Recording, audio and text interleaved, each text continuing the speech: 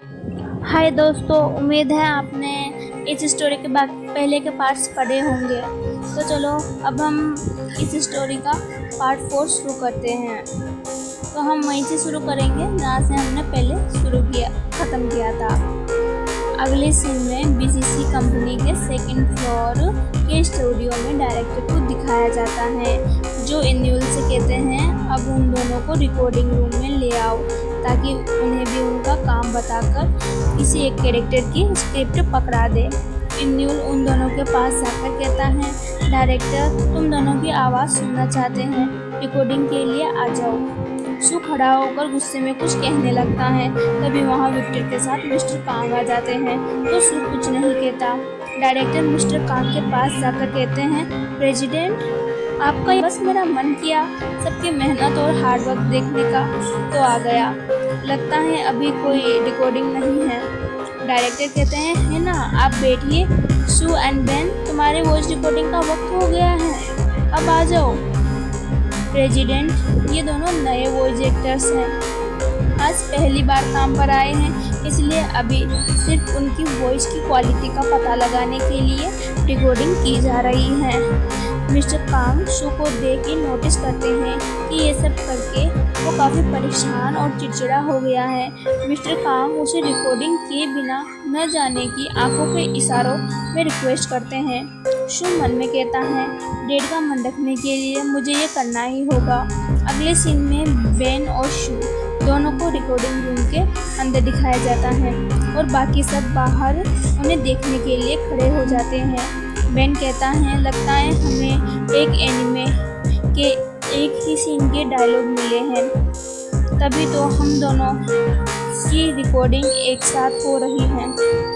अचानक से वो दोनों कुछ सोच चौंक जाते हैं एंड हैरानी के साथ एक दूसरे की तरफ देखते हुए मन में कहते हैं, क्या मुझे स्क्रिप्ट के सारे डायलॉग इसके लिए बोलने होंगे?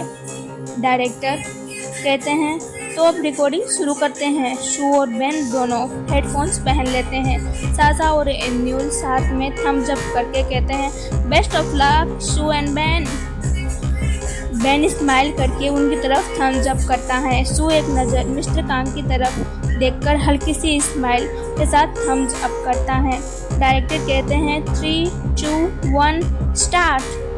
बेन शू की तरफ देखकर सस्पेंसिव वे में स्क्रिप्ट के डायलॉग बोलते हुए कहता है, शिमारू तुमने मुझे यहाँ मिलने क्यों बुलाया है? शू कहता है, नेजुको मैं कल एक गाँव छोड़कर जा रहा हूँ। इस वक्त शू बेन की तरफ नहीं बल्कि स्क्रिप्ट में ही देख रहा होता है।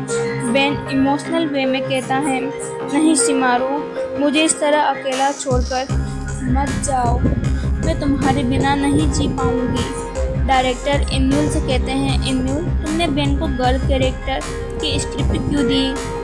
एन्यूल कहता है, सॉरी डायरेक्टर, गलती से हो गया। शू कहता है, मैं भी तुम्हें छोड़कर नहीं जाना चाहता नेजुको, पर अगर मैं यहीं रुका तो तुम्हारे परिवार और तुम्हारी जान पर खतरा बना रहेगा। मुझे तुम सबकी सलामती के लिए तुम सबसे दूर जाना ही होगा।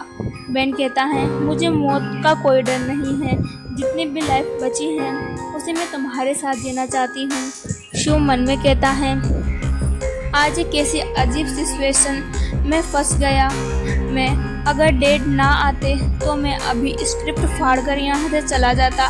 तभी बेन से आगे बोलने का इशारा करता है।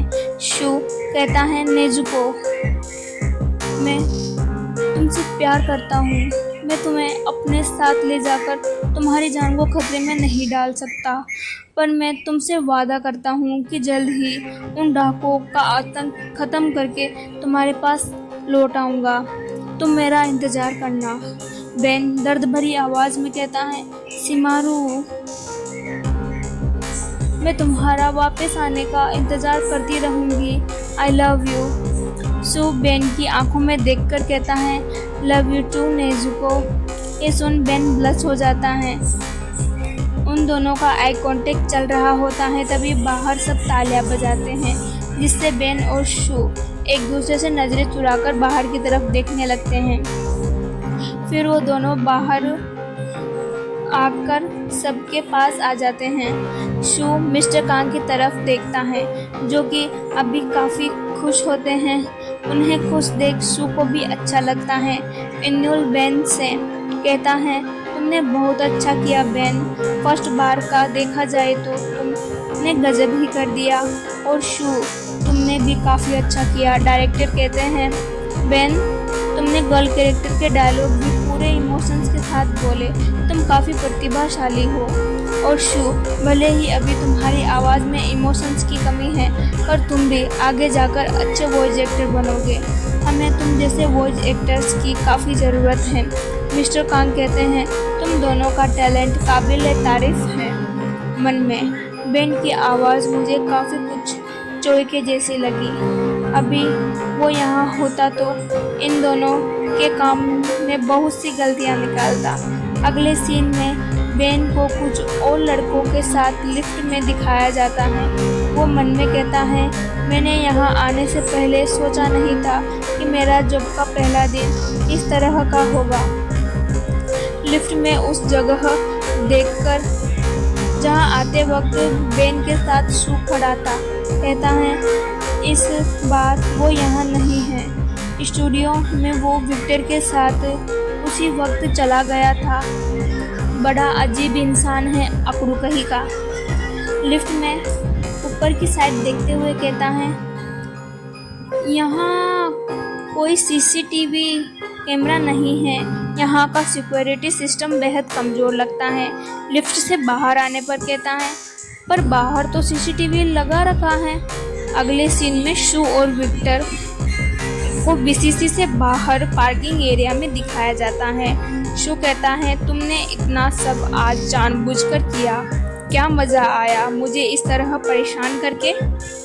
विक्टर कहता है, मैंने तो वही किया जो प्रेसिडेंट ने करने के लिए कहा था। वैसे प्रेसिडेंट का तुम्हें ऐसे एम्प्लॉय के रूप में यहाँ भेजने के पीछे का रीज़न मैं अभी तक नहीं समझ पा रहा।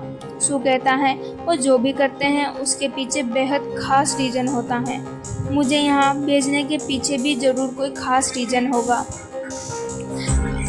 शू अपनी कार का गेट खोलकर कहता है, मैं अकेला जाना चाहता हूँ, तुम दूसरी कार से आ जाना।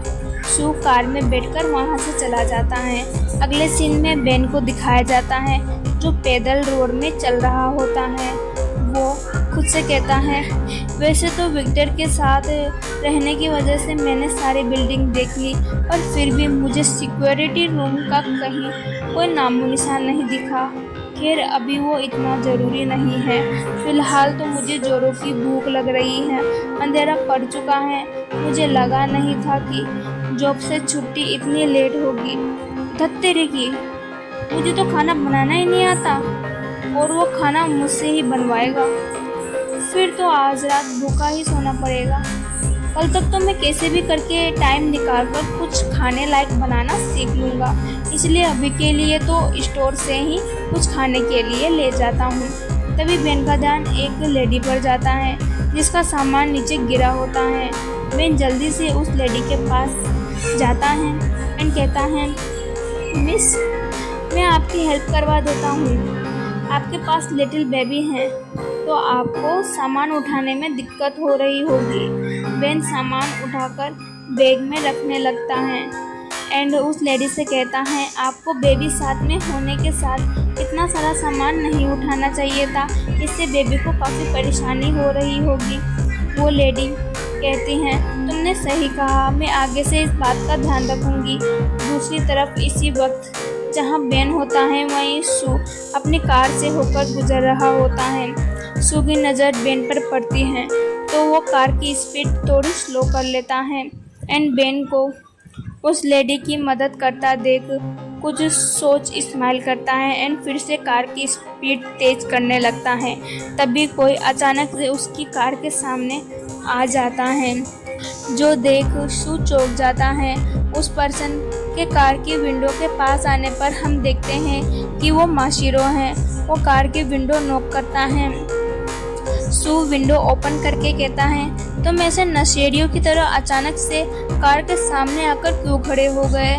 वो तो टाइम से ब्रेक न लगा पाने की वजह से तुम्हें अभी टक्कर भी लग सकती थी। माशिरो कहता है, भाई घर तक लिफ्ट दे दो ना। शो कहता है बैठ जाओ। माशिरो कार में आकर बैठ जाता है एंड कहता है अब बताओगे। इस तरह सड़कों पर